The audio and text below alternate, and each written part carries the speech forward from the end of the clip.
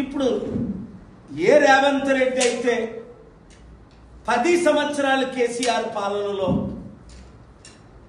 Mega కృష్ణారెడ్డిని రోజు తిట్టని రోజు లేదు.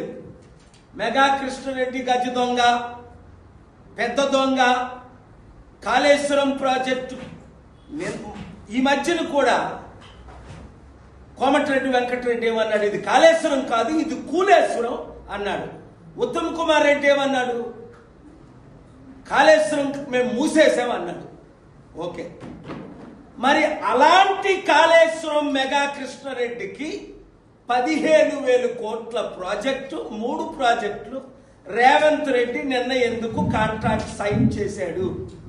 1,10,000 కోట్ల అవినీతి జరిగింది, 48,000 కోట్లు కనిపించట్లేదు.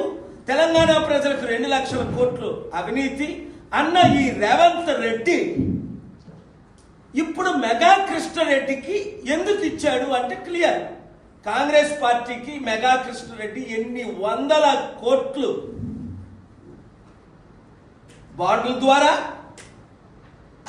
మరి బ్లాక్ మనీ ఎంత ఇస్తున్నాడో లెక్కే లేదు.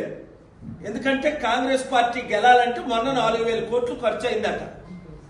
ఈ 4,000 కోట్లు ఎవరిస్తున్నారు? ఇదన్నీ డీటెయిల్స్తో అతి త్వరలో మీ ముందుకు నేను వస్తాను. నాకు నిన్న బెదిరింపు కాదు, మేము పెట్టింది ఫేస్బుక్లో నుంచి తీసేమని, మెగా కృష్ణారెడ్డి గురించి మేము చేసినవి తీసేమని.